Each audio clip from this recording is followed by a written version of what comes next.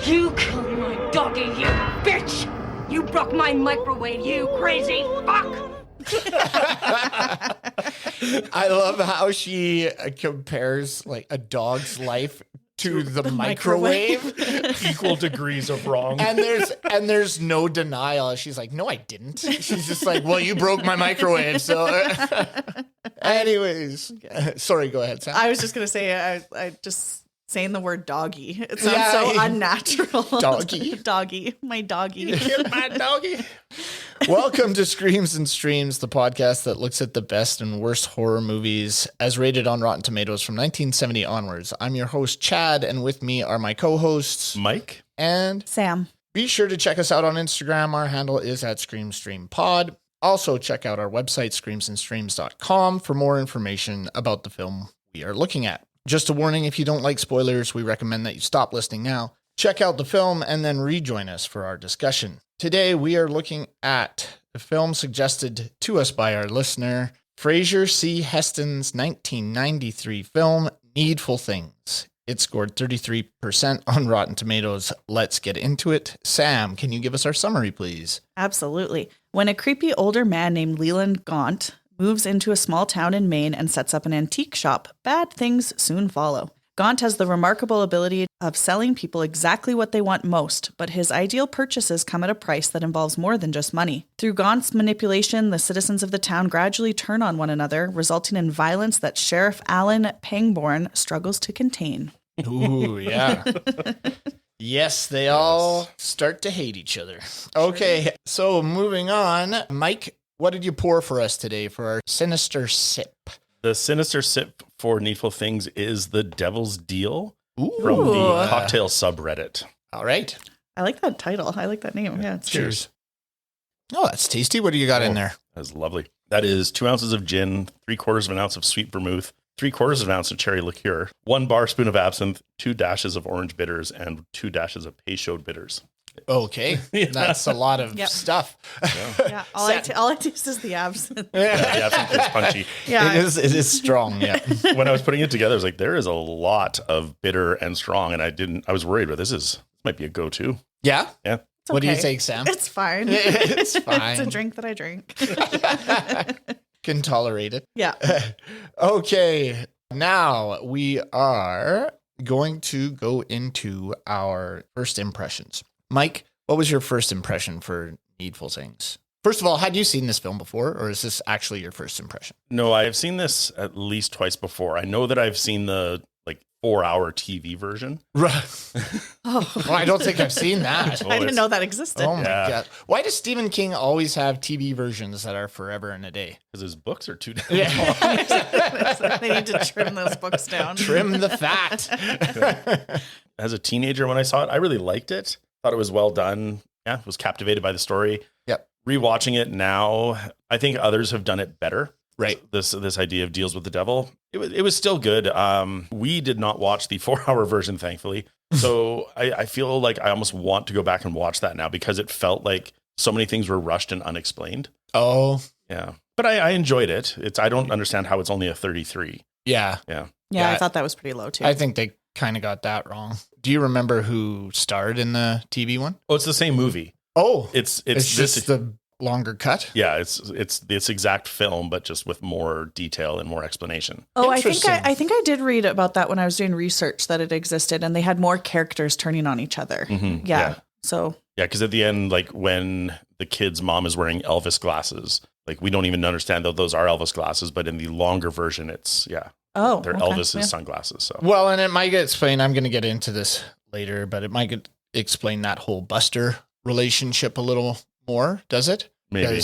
Yeah. I don't know.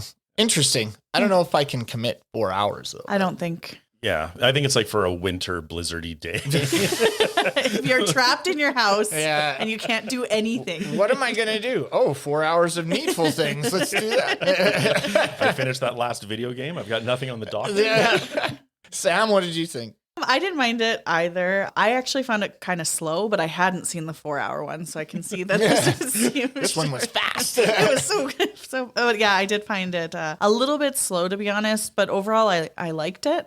I was kind of thinking I kind of wished there was more characters that were turning on each other, that we had more of that. But no, I don't want a longer film, if that makes sense. I want it done same amount of time, but just more drama. Yeah. Because I really enjoyed that. But overall, I thought it was okay. Yeah, I agree. I have seen this a couple of times as well. They used to play it on TBS, or what changed to Peachtree TV a long time ago. So it was on cable like quite a bit.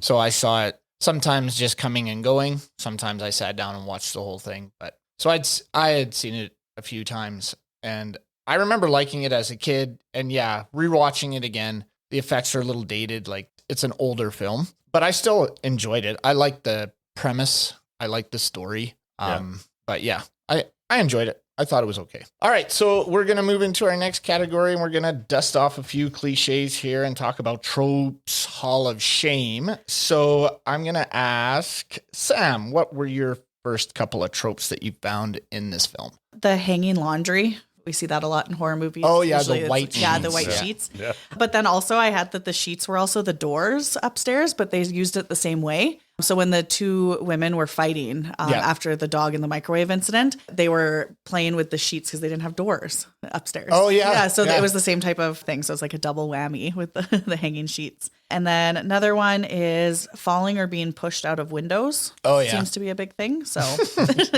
those are my first two. Okay, I'm going to start with a couple. A stranger comes into town and craziness ensues. Wacky shenanigans, I believe, is the technical term. Who is this guy? And everybody's staring. It's a small town. Everybody's staring out through the window and stuff like that. So I thought that was pretty funny. And I had the fog in the shop. Yes. So they used the fog quite excessively. I said the fog is inside and outside. Yes, it's everywhere. It is in the house. Yeah. So those were my first two. Mike, what did you have? My first trope is wishes that are cursed. Right? Oh, yes. Everything comes with a price, more than you would expect. And then a politician bullying a cop about a ticket. Oh, don't you know who I am? Yes. All right, that's a good one. Sam, what are some other ones you had? I also had the dog sensing danger or evil, and the wind, especially at the end. It was quite gratuitous, actually. I had idiot cop. Yes. And I don't know if anybody has that, but that fight scene between Buster and him when he when he says, he's like, ooh, he's trying to tease him and stuff, and then he just gets the shit kicked out of him. I actually had a note somewhere in here, and I can't remember exactly what it said, but it was something about, like, how did this guy pass police school? Yeah. Like, I was like, there's an academy they have to go to, and he made it through. The guy's like, can you handle this? Yeah, I got this. Boom, done. And then I also had another cop one where the big city cop goes to a small town to get away from the hubbub of the big city. That's a good one, yeah. Right? So seen that a lot. Mike, what did you have? I had Catholics versus Baptists. And like the most dramatic, like aggressive feud. Yeah, Even before Gaunt is in the town, they are at each other. Yeah, one of my one-liners, I think it has something to do with like, oh, like you dirty Baptist or something like that. I was like, what? So I'm like, it's out of hand. Yeah. And then another one I had was that old newspapers reveal the truth. Oh, yes. He keeps his newspaper clippings, but not just all the clippings, over the whole place. Paper. Yes. And it's just laid out for everybody to see. It's in like time, like a timeline. Like advice to criminals, don't keep records of your own crimes. Yes. But I guess if you are, the devil and you can't be killed, like, I guess who cares? Yeah, true. I guess. I'm just going to do what I want to do. I had a couple more. I had heavy rain during bad times. Mm-hmm. So right at the climax, the skies just open up. And I don't know, every horror movie, it is always just a torrential downpour. Yes. Like there's never like a sprinkling. Yeah. Like a little or it's not just sun shower.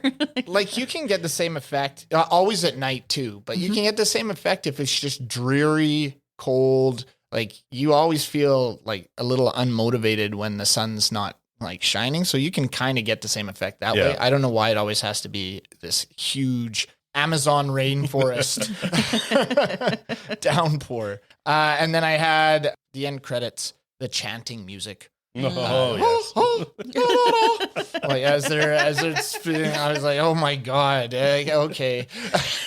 I had just finished listening to our conversation about Candyman, and then and I was like, oh, more goddamn choral chanting. All the choral chantings. Okay, in every movie, especially in every horror movie, we look at something that we always say, why is this happening? Why are you doing this? Don't do that. Don't do that. And so we're going to get into our category of don't go back in the house. Mike, what did you have for don't go back in the house? Mine was just, this felt like almost like a sitcom where it's like, if people just talked, Yeah. it would all go away. Yep. But it's like, but they're all like, ooh, I need to keep this quiet. And it's like, if you all just spoke to each other, it'd be fine. But like in the opening where it's like, you killed my doggy, you broke my, it's like, dog. Like all she had to do was step back and go, no. Wait a second. Yeah. I wasn't even there. Like, what are you talking about? Yeah. Yeah. So that's mine. Yeah, I kind of had the same thing. It's along the same lines. I said, this movie is all based on people jumping to conclusions. Yeah. Like, oh, this happened, so she must have done it. Oh, this happened. And they're all playing detective, but they're all wrong. Yep. And then, nobody says anything to anybody about anything. Yep. If they would have just said, hey, why did you throw turkey shit all over my sheets? Like, what's happening? They may have gotten to the bottom of it a little quicker. Like really quickly. Yeah.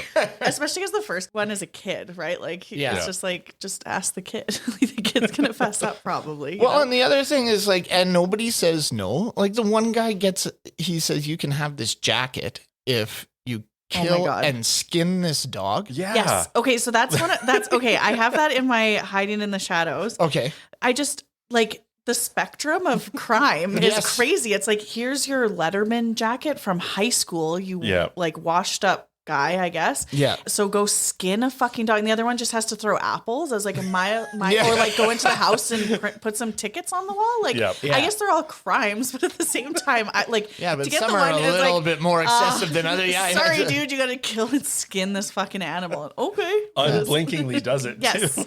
Oh, you want your arthritis gone? Well, I'm sorry, but we're gonna have to sleep together. Yeah. We're gonna talk about that one later. We will as well. Yeah. I was. I think actually I brought that up earlier. I think it was my what the fuck. Yes. If you kill and skin this dog, you get to keep your jacket. What the fuck? Yeah. It's like crazy. And like, so my like, don't go back in the house is like, don't like knickknacks. Like somebody like this is like, don't like some of these things are just like material attachments. Oh, it's insane. I was like, really? That's what you're selling your soul for? And I was like, not. Not a recording contract, not $1 million. No. Mickey Mantle. I want this little knickknack that my husband broke when he was beating me after I killed, then I killed him. Right? Yes. Like Mrs. Cobb killed the husband. Yep. Why is every guy abusive in this? Like, because guys are Stephen trash. King hates men. Yeah. I mean, the cop's not, but. Well, okay. Yeah. Yeah. Pangborn's not terrible. He's not terrible. My first doesn't hold up. Okay. We don't need to reveal all our stuff in this one category. But okay. So for every tired trope, there's a devilishly good quote. We're going to go into our one-liners. Let's start with Mike. Give us a couple of your best quotes that you found in this film. So my first one is when they're at the farm and... Oh, what are you thinking about? Oh, am I? No, go. And Wilma says, get me a gobbler from the pen. I feel like turkey tonight. And her husband, I guess, is like, just dejectedly like, oh, you feel like turkey every night, Wilma. They have a shit ton of turkeys. Yeah. I thought that one was so funny. I laughed. Yeah. Sam, did you have any? So I had that one. I also had the one from the opening. Yeah. And then I have this one, which is like, I gasped because it was crazy. But when they're like, you're parked in the crip space. When they're talking about the handicap stall, I was like, pardon me. Like, you can't say that. Yeah, I know. And he just throws it out. It's like a line that he just throws out so nonchalantly. Yeah. And then it covers over and he says, and he does say the handicap spot the next time. Yeah. But yeah, he definitely. Crib space was a jarring. shocker. Yeah. Yeah, as I was like, whoa. I had a couple. The one that reminded me of Wizard of Oz, where the turkey lady's saying, I'm going to get you for this, you and your mutt. instead of you and your little dog too, you and your mutt. I also had, there was a prayer going on. It says, make me chaste, O Lord, but not yet. Oh, yes. Thought that was kind of funny. Mike, did you have any others? Yeah, I did. This isn't really a line. It's just, but it is. But Gaunt just calling Castle Rock a shit pit of a town. Yes. Quite like that. And when I forget who says this to the priest, I think it's Sheriff Pangborn says to the priest, the devil's in Castle Rock. And he says, that's not the devil. It's those goddamn Baptists. Yeah, that's amazing. Sam, did you have any others? I had two more. One is when the priest goes to Gaunt and he is trying to say like, oh, do you want to find God or whatever? Yeah. And then, or have you heard about Jesus? And then he goes, that young carpenter from Nazareth, I know him well. Promising young man, he died badly. I really like that. Yeah. And then another one from Gaunt as well. He goes, you're disgusting, Dan. I like that in a person. I just thought it was really, yeah. really good. Yeah. I had Buster, or the politician, where I can't remember if it was wife or I think it was to his wife. And he just like, aren't you the fucking genius? He goes from not a very likable character to just the worst. The worst. Yeah. And like you said, like maybe that's in the extended one. We see that sort of descent of Buster. Yeah. Yeah. Yeah, that's a good point, actually. Yeah. Yeah, because I was like, this guy sucks. And I was like, leave him. Like, Yeah. I was like, all the men in these movies are awful. This one isn't a direct quote, but it was on the ticket. And Buster got a ticket for cornholing your mother. I wrote down a few of those for a later category. I was like, oh my Lord. That was pretty good. That's funny. Mike, did you have any others? I just had one more, and it's when the deputy sticks his hand into the bag to see what his gift was, and the rat trap gets him. And the one guy, I think from the Scary Movie films, like, no, I should have read the card first. Yeah. There's a note. I had that scene in my like what doesn't hold up because I was like, who just like raw dogs their hand into a gift? Like, you take the paper out first, you look at the card, you don't just greedily paw your way through. Did you see how he like put his hand in? It was very like straight. Yes. And he's just slowly putting it in and then snap. Oh, and then whips it against the wall. I was like, wouldn't you shake it? Yeah, or yeah. like something. Get it off. You wouldn't like smack it against the wall and then have someone do that, but whatever. Okay, so now we're going to open the crypt of disappointment with our what doesn't hold up. So, Sam, can you give us what doesn't hold up for you in this film? And we already kind of touched on some of them for you in the other categories. Yeah, there's a couple. I didn't like that he proposed while she was working. I was like, ew. I was that's like, a lame proposal. trash. Yeah. I was like, absolutely. And then they're making out in the back. I was like, ew. Yeah. Ew. It was not romantic. I would have said Small no. town love. That's right. Yeah. They could have gone anywhere besides her job. And he's like, while she's turning to get the coffee. she's like serving him. Yeah, She's he's like, hey, you want to marry me? He's like, no, I would have said no. yeah, No. not like this. No, never. Bye. Gives me the ick. Absolutely. That's hilarious. Anything else? Yes, I have quite a few things actually. Okay, well, just give me one more. And Okay. then we'll, Okay, I'll hold my horses here. I said the flimsy gravestones at the end were Oh. like little cereal boxes. They were yeah. I think they were like, we need to frail. get this shot. Hurry up. The budget was getting a little low. A little light. They're really bad. Especially if it was a 4-hour film. And then they're like, well, let's just get this done. Here's the last scene. Who's got some Cheerios? We'll spray paint them. Okay, I'm going to go next with mine and some things that didn't hold up. And we've seen this before, the lightning effect. Yes. Yeah. When it shocks them into their memory of why they want this needful thing. So the electrical effect I didn't like, and I also didn't like the cloud effect. It came in Oh, yeah. like the time-lapse storm is coming cloud that they use often when the devil's around. Yep. So kind of its own trope there. So those were my first two. Mike, what did you have? My first one was Amanda Plummer's accent. Oh, yes. Yeah. I was wondering if she was supposed to, because it came and went a lot. A lot. Yeah, I was going Yeah. to say, it doesn't hold up because it's a bad New England accent, and it doesn't hold up because she doesn't hold it up. Yeah. Oh, yeah. Right at the beginning, she's like, there's a new awning on the store. Gonna walk the graveyard. Yeah, it was straight back to the graveyard shit. And There's then, always one of them in his movies, eh? don't go down that road there. Awesome. I love that. And then my other one was just person who played Brian Rusk. I know it was a child actor, but just I thought he was just unwatchable. Yes. He's been in a few things, then all not great. Yeah. Yeah. That was my next one, actually. Child acting, not good. There's one child in this. Not good. Not good. Sam, so doubling up on that, what else you got? I said some of the acting all around wasn't good. And then I had a quote here saying, "Get this, you fat fuck," was one of the quotes that one of the cops said. Oh, and yeah. it was just like really poorly delivered. Oh, yeah. And then another one I had was her letting the man touch her and putting like when he put on the like arthritis charm. Oh, yeah. And he was like Yeah. unbuttoning her shirt and putting it on. I was like, you can put the necklace on yourself. Like you don't need him. But her arthritis was so bad she couldn't work the class. I don't know. She could have. It would have fit over her head. I think that went all the way down to her boobs. Like she. Do you think he had intensified her pain? Like, Oh, yeah, I for don't know if it's like his superpower or whatever. Because obviously she's able to serve coffee and do whatever when he's not around. And then as soon as he walks through that door, her hands It's are shriveled buckled up and she and- can't do anything. Yeah. Yeah. And then later when she takes it off, they immediately like swell and mangle. Yeah, and then she's down screaming, "I can't do it!" And then she's trying to crawl to it. Yeah. Like she can't even walk. Like you can't push her, do a push up. Like you can do that. Or at least get on your knees. Yeah, Like she's yeah. dragging her lower I know half. she's like, it's like, did you get paralyzed in the? The spine is broken. She just drops and then army crawls towards the charm. Like I'm not quite sure I get that. I agree with you on those ones. I had a couple others. Let me see. Ed Harris's hair. I think it changes from time to time throughout the film.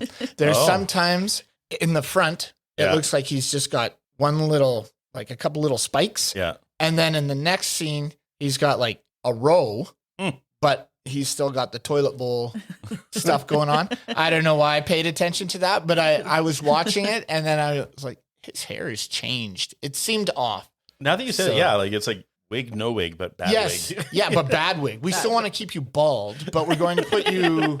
We're not going to give you a good hairstyle. Yeah, we're not going to give you a hairstyle. Everybody knows, Ed, that you're losing your hair. Yeah. So we're just going to like give you little frosticles. We're going to draw attention to the Yeah, fact. we're really going to emphasize it. It's like, I think your hair is kind of fucked. So yeah, that one. And I said, what was the kid's name again? Brian. So the throwing of that apple to go through, I mean, the kid's got a hell of an arm. Yeah. And in one of the scenes, he just lobs it like a basketball shot into the window, goes through the microwave window and through the CRT TV. Like, those things were bulletproof. Yeah. You can't throw an apple through that. Well, the way the sugar bowl goes off that table. Oh my too. God. They just explode. These apples are insanely destructive. Yeah. So yeah, I didn't think that held up either. Mike, I'm done. Sam, So I did have the apples being too strong. I was like, it burst through the microwave Yes. after going through the window, like is wild. I also said at the end when he has the bomb strapped to him and it was already counting down. yeah, I didn't love that. And then the explosion and them flying, I said LOL after. Yes. I was like, it And was the timing was so poor. Like, it's so like yes, explosion, 2 seconds. Ah! yeah. yeah. It was really bad. I just had one more thing, and it was, how long does that guy need to feed turkeys for? It seemed like a very long time, and the fact that, I mean, I guess the turkeys were very loud. He couldn't hear what was happening, Yeah. but I thought about that too. he's just sitting there hucking the feed, and I'm like, holy smokes, man, you were out there a while. So I just thought that was, I don't know. I'm not a turkey farmer, so maybe it takes a while to feed that many A turkeys. lot of turkeys. But he was throwing big mittfuls, so Yeah. I thought it would have been fine that he was there sooner and maybe stopped the murder. Yes.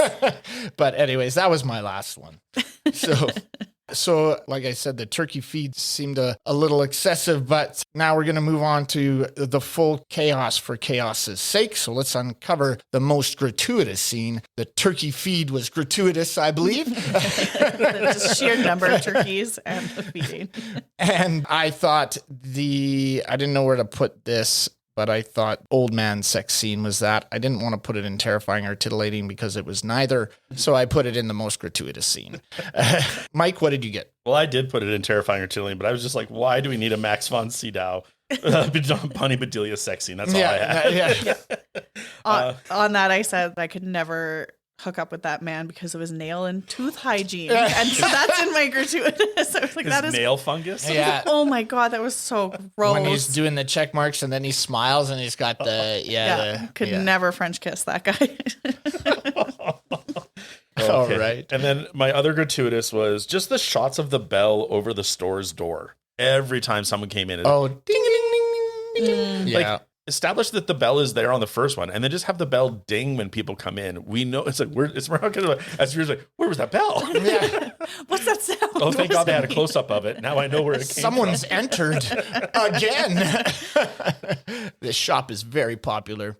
All right. Any others? Yeah, I had the skinned dog was really unnecessary. Like, you could have just had it dead in the corner and we would have been like, oh, it's dead. We knew it was going to happen. But when they opened the door and it was full on skinned, I was like, what the fuck? Like, that was crazy. Yeah. And then my last one was the shots of the lighthouse. Like, there were so many lighthouse shots and I was like, this is too many. That's true. Yeah. But gratuitous or not, some of these scenes just made us laugh. So as you can tell, we've been laughing quite a bit from some of these other ones. So intentionally or otherwise, we're going to go into our laugh out loud moments. Sam, what did you have for laugh out loud? I had two. So I found when the woman went in with all the tickets, and put them in. The banner was hilarious when they were strung like a little banner. I was like, oh my God, she took the time to do that. And then also like with that whole scene, her sneaking out was hilarious too, because it's like so obvious and she's in the background, like her arms coming out. I thought that was so funny. High stepping out. It was crazy. And then I scream laughed at the phallic and naked shit with the priest. When he goes in and I was like, oh no, they didn't. The bronze bull cock. The Baptist. Yeah. I was like, oh my God. I just like, you're like, oh, they did that. Yeah. I know it's art, so it's not like pornographic, but I was like, I can't believe that bronze dick was on the TV. I wonder if they censored in the it. early 90s. They must have in the early 90s. Well, I was like, especially on TV. Like they could have done anything. And I was like, oh, they did that. Yeah. Mike, what did you have? You brought them up, and so did Sam just now, but the citations, I wrote down some of them. The biggest cocksucker in Castle Rock. Yes. Cornholing your mother. Being a cancerous zit. Horse fucking. And being king shit. Amazing. I want to know who wrote those. Yeah, no doubt. We need someone to come up with a Some list. poor PA is like, I need to write how many of these? No doubt. Hundreds. We're making banners. There was no chat GPT at that time. No. So what do you do for research? These are all original. That's hilarious. Mine were taken. My laugh out loud moments were those citations. And it was, when the two ladies went at each other, actually, when she's like, you killed my dog and you broke my microwave. I was like, that's not the same. All right. Well, it may have seduced us, but may have lost its charm. We're going to go into our terrifying or titillating. And I've kind of already mentioned this, but I put it in gratuitous. The only kind of titillating scene, I guess, was that sex scene, but it wasn't. No. And then nothing was really, I didn't find anything super terrifying about this, except the Achy Breaky Heart song kept playing over and over and over again. And that that song is awful. That was nightmare inducing? That was nightmare inducing. Billy Ray, no! It triggered me. Mike, what did you have? Mine have been talked about already. The sex scene and the pornographic art or the sexual art. Baptist art. Yeah. And Sam? I didn't have anything for this one. Okay. So now we're going to go into what we thought actually held up to this film. We're going to go to our stood the test of time. And Sam, what did you have for stood the test of time in this film? I thought the scarecrow on the farm was unnecessarily scary. Like it was, was like, I was like, you don't even need to have a face on them. It's just the body shape. And I was like, why is it so scary? And then I said the actor that plays Gaunt, he's in so much shit. It's like he's pretty good at what he does. Yeah. Yeah. I had Max van Sydow. Is that his? Sydow is Sydow? Yeah. I like him in this character. He plays an evil character very well. He's got the voice, and I thought he did a good job. So I thought his acting stood the test of time. Yeah. Some of the actors didn't, but I thought that one did. I thought the look of the turkey shit was very believable. And I loved when she walked through the thing, and it was almost like the Naked Gun when they throw the pillow at him and he holds it on his face and he's like wrestling away. She walks through these sheets and she's, oh! I was like, open your eyes, woman. Like, yeah. And then when she says, it's mud, and then she smells it, she's like, it's shit. That could have been laugh out loud for me as well, but I just really liked that scene and his acting. Yeah. Mike, what did you have? For my test of time, I can't remember any of them, but when Danforth, Buster Keaton, and the deputy are going at each other in the hallway and the insults, they are just like the meanest insults back and forth and so fast. I loved it. I thought that was so good. Yeah. And then my other test of time, and it was stupid because there's no way the apples would do this, but I thought the slow-mo shooting of the apples' destruction was really well done. Oh yeah, the explosions and stuff. Yeah, it was good. Yeah, and not good for story, not good for plausibility, but the look very beautifully shot. Yeah, I don't know how much sparks you get when you huck an apple into a not working microwave. Like not on. Like it's just sitting there, and all of a sudden, well, it must have gone through the glass and the plastic at the back. Yeah, it's like Jesus. Kid's got an arm. Get him signed. He surely does. Sam? I also liked the fight between the two women and the hatchet in her head. Yeah. Oh, yeah. And then them just like embracing each other dead on the ground. I kind of liked that as well. Yeah, that was good. That was a really good fight scene. Yeah, I thought it was really well done. Yeah, the fight scene that wasn't great was the cop and Buster as he's handcuffed to the thing. However, I will give my last one. The one that stood the test of time for me was Buster killing his wife. The super creepy. He got super creepy. Yes. He got the hammer out. Yeah. And then he just slowly walks towards her, and she's like, "What are you doing? Like, what's happening?" And then he just lifts it up, and then the next scene you see him washing it off. Yeah. And I was just like, we didn't need to see him do it. Yeah. But it was creepy, and I thought it was well done. Yeah. For sure. And then he delivers the worst line ever. I killed my wife. Is that wrong? Yes, I know. That was, is that wrong? I didn't. Whatever. They can't all be gold. Nope.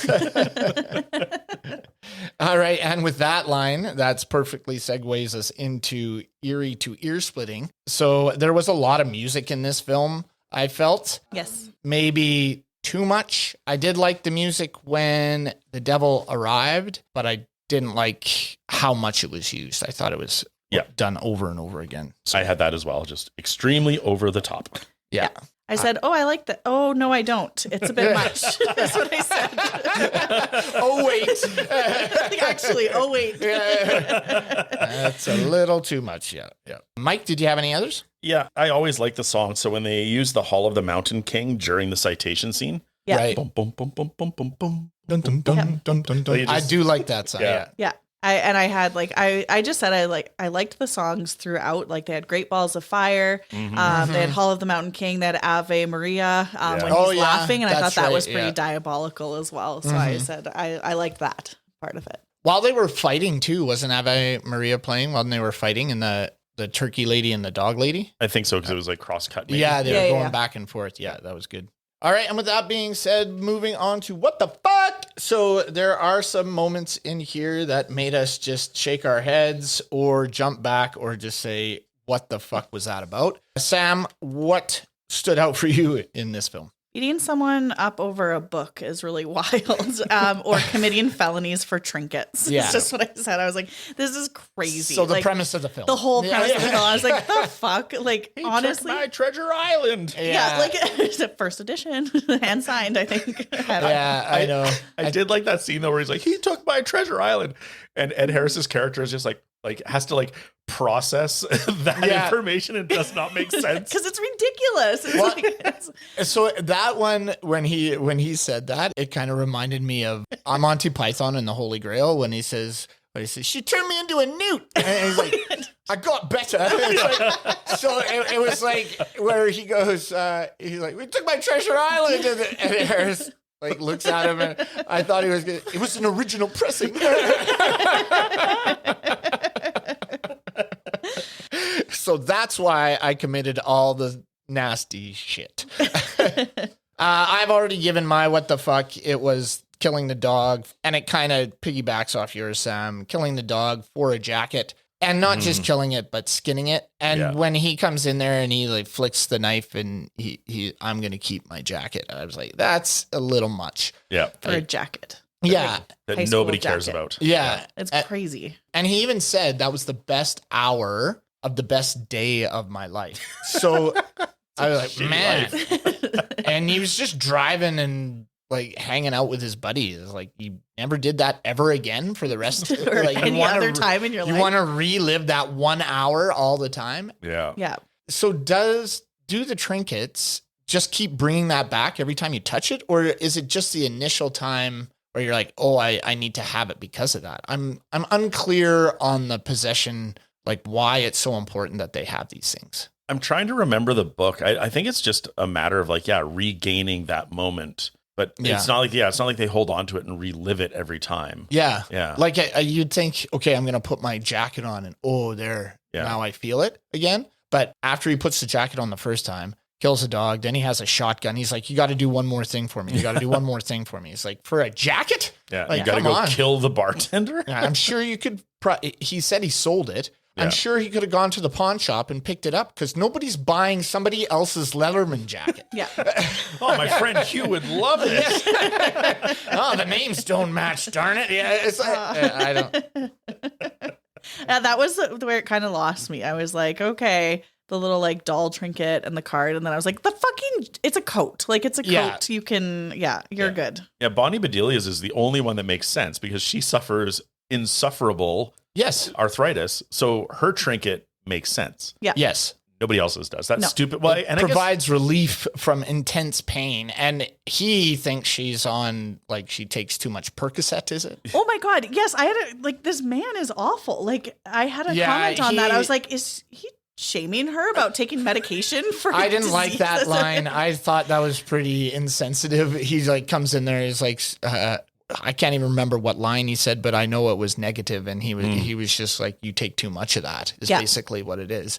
It's like, are you going through this? Like, do you have these crippled hands that can't pick up anything? Like, shut up, Ed. Yeah. Go fix your hair. Yes, that's what I said. And then I loved right after that because I was like, he's judging her for her painkiller use. I was like, what the fuck? And then after that, she goes.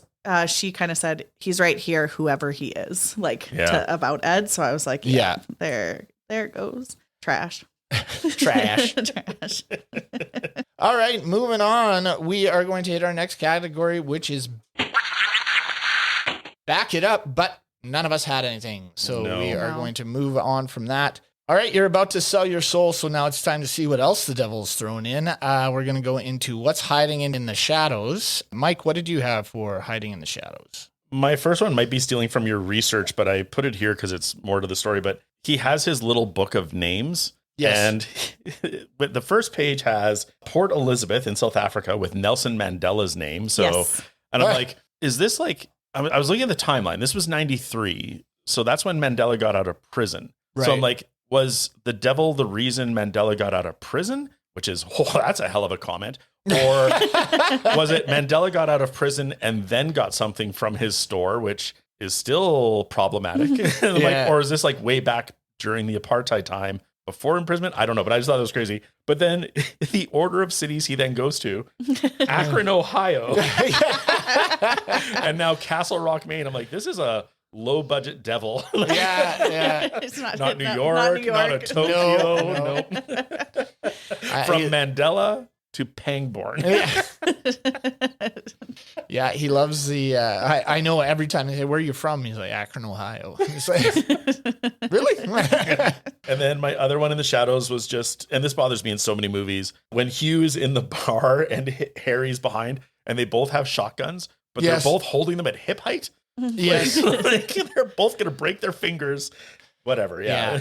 No, very rarely do people use shotguns well in films, Yeah. and they always excessively load the shotgun. Yep. That is one of my biggest pet peeves in any movie, is just so you can hear that.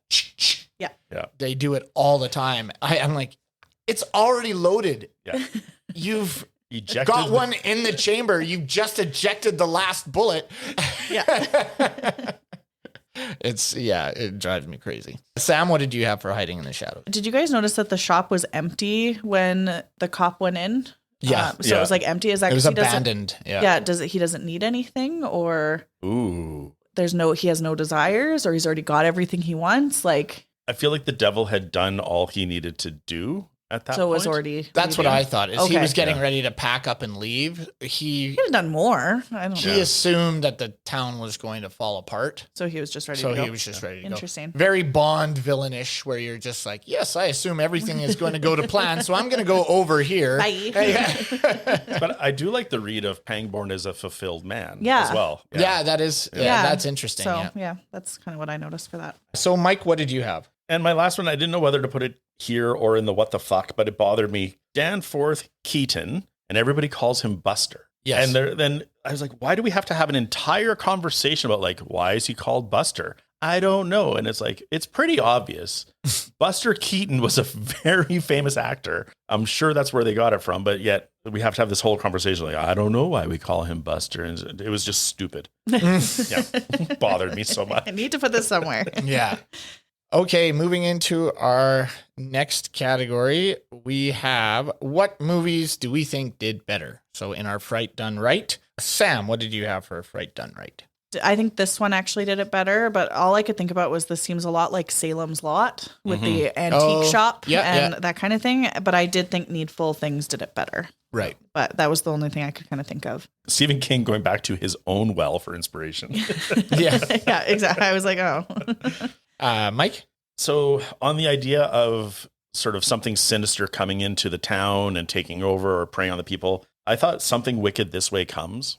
Okay. Did it better as a story. And then for the whole just Needful Things, there's a Rick and Morty episode where Summer Automatically works for, better. Yeah, for Mr. Needful. So much better just because, Rick decursing everything is so good. And Yeah. yeah. For me, I don't know if it was better but I kind of focused on making deals with the devil. And the movie that popped into my head was Devil's Advocate. Yeah. With Al Pacino and Keanu Reeves. And even though Al Pacino chews up the scenery quite a bit in that, I don't know, he's An absentee landlord. He really like goes for broke in some of the scenes, but I did like the manipulation of Keanu Reeves. Yeah. I liked the fall of Charlize Theron's character. So I thought that one, as far as it's not as fun as this film, I don't think, but it's, I thought it had better moments. So that one, I would say probably did it a little better. Yeah. Although I did enjoy this film. Okay, now we're going to go into where we dug deep into the crypt and tried to find some extra information for y'all. So we're going to go into our bonus features. And Mike, can you give us a couple of your bonus features that you found? For sure. I'll start with the financial information. So the budget is an estimated $15 million, which for 93 is that's large. up there. Box office take was only 41.5. So, I mean, it almost tripled, but when you count in marketing and that, I don't think it did very well. Right. And then because I commented on her accent earlier, Amanda Plummer won the category for Best Supporting Actress at the 1993 Academy of Science Fiction Saturn Awards. Really? For this? Yeah, For this? I know. She's been in better films and done Yeah. better job, right? Yeah, but for sci-fi horror, maybe, again, like Slim pickings. 93 might have been a rough year. Yeah. It's the only one 'Cause entered in the category. This is the year where Body Bags was the best. Oh, yeah. yeah. Well, there you go. Yep. I would have given it to her for So I Married an Axe Murderer. I thought For she was horror good in that comedy, one. yeah. Horror comedy, I guess. I don't know. Sam, did you have a few? Yeah, I had a couple. A lot of mine were just comparisons between the book and the film. Oh, yeah. So in the book, Brian does commit suicide, which doesn't happen, obviously. And then in the book, the fight between Wilma and Nettie was actually outside on the street corner instead of inside Wilma's house. So Oh, okay. I had original novel also featured a return appearance by Ace Merrill, the bully played by Kiefer Sutherland in Stand By Me Right, in yeah. 1986. And I also had Brian Rusk's mother appears in the longer 3-hour version. In her side story, she purchases sunglasses worn by Elvis Presley. She can still be seen in the cut version in the movie at the end wearing the sunglasses. Yeah. Which for us watching this one, we're like, why is she wearing these sunglasses? Yeah. So it's kind of a surprise. Mike, did you have any others? I'm sticking on Amanda Plummer, but this one's kind of interesting. So she is such an animal lover that she asked not to see the prosthetic of the dead dog before she had to see it on camera. And so what's in the film is her genuine first reaction to it. And according to the director, it took her a half hour to calm down afterwards because she was so upset. I did think it was fairly grotesque and well done. Yes. Yeah. It looks awful. Yeah. Yeah. Like, And it was a bit of a jump scare. Like it was like, but I don't think it would take 30 minutes to get over it. Yeah. Not to judge. She was really into character, I guess. Yeah. And then Max von Sydow talking about the part, the director actually flew to Sweden to recruit him for the role. And Sydow says, I loved Gaunt from the minute Fraser described him to me. I know instantly that portraying him would be an actor's delight, wickedly full of possibilities, full of potential surprises. So I think he took it because it was just fun to be over the top. I would think. Yeah. That's cool that he was excited about it like that. Mm-hmm. Sam, did you have any others? Yeah. In the film, Hugh Priest buys a football jacket from Gaunt. In the novel, though, he buys a fox's tail, just like the one he used to fix to the car's aerial. If you look closely, the tail is visible during the flashback scene and when he's trying on the jacket in the store. And then my last one was just about the Nelson Mandela point that Mike had brought up already. I had one more. This was the feature film debut for director Fraser C. Heston, who had played the infant Moses in the Ten Commandments in 1956. During the filming, he took Max von Sydow aside to discuss how he would play the upcoming scene. One observer noted, that's something you don't see every day. Moses telling Jesus how to play the devil. That's good. Mike, do you have any others? Yeah, for our older generation Canadians. So Sam, you might not know this, but Thanks. this was filmed in Gibson's Landing, which was the location for the TV show Beachcombers. Oh, Yeah, okay. it's- I know beachcombers, yeah. Sam shakes her head in non-recognition. Yep. No idea. And then my last thing I have are the international titles. Yes. So My favorite. Sam's favorite. a lot of them were just literal translations, but some of them were pretty good. Argentina, the Shop of Evil Desires. Oh, yeah. Czech, Merchant of Horror. Mexico, Pact with the Devil. I like Norway's because sounds more like a romantic comedy. Something for Everyone. Sweden had Desire to Buy. Desire to buy. Vietnam was just Essentials. All right. That's All right. big. And Taiwan's, though, Seduction Game. Oh. Well, that doesn't sound like what that film is about. only for Bonnie Bedelia. Yeah. Some 12-year-old boy was like, yes, this one. I don't have to Stayed up be late to watch 18. this alone for this. Yeah. And then all they get was the one sad sex scene. I did think that her, like, not believing the sheriff, like, automatically believing that he was on the take was a little much. Yeah. Like, I don't know if in the longer version, if they hit it a little harder, but I know she found the money and she saw them shaking hands, but she doesn't, again, communication. Yep. Cornerstone of any good relationship. She doesn't even say anything. She's like, what's all this? And then he says, no, it was planted. She just doesn't believe him. So it just seemed a little too much for someone who you're going to, potentially marry. Yeah. It's just like, no, you're on the take. I saw you shaking hands and now there's money. Yeah. She hasn't vowed sickness and health or That's right. some bad times yet, she hasn't said, she hasn't actually committed anything. Yeah. I don't know. I think she saw some red flags here. With the proposal, making out in the back. And she's like, I'm out. This is a great excuse. I'm done. She was just waiting for anything. Yeah. That's right. Like, Yeah, I'm out. He's Threw in the towel. He's the only guy in this town. All right. So we're going to move on to our watchability scale. This is where we rate the film out of 10. What do we think this is worth? Mike, what did you think this is worth out of 10? I think it's a solid 5, which sounds weird, but it is good. If you're a Stephen King fan, it is worth checking out. but I don't think this is a everyone should watch it film. So if you haven't seen it and you're curious, check it out. But if you aren't that enticed by deals with the devil's stories, then skip it. Sam? Yeah, on my notes it goes 4, 5, or 6. So it's like somewhere in there.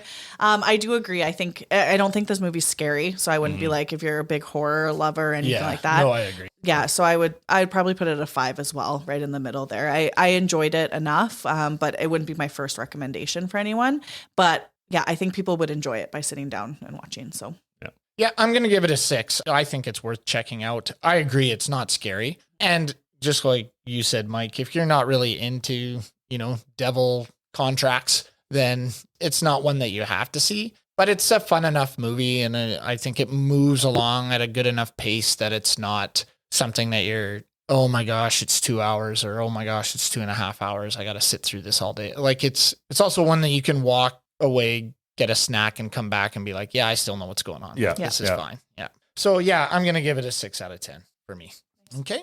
So with that, I'd like to thank you all very much for listening to us. Remember to follow us on Instagram. We are at ScreamStreamPod. Stop by our website, screamsandstreams.com, where we have information about our episodes, descriptions of our categories, links to our research, our watchability scale, and a page where you can recommend movies you want us to discuss. And please rate, comment on, and subscribe to our show on any of the platforms where you get your podcasts. Until next time, this has been Chad and Sam and Mike. Scare you later.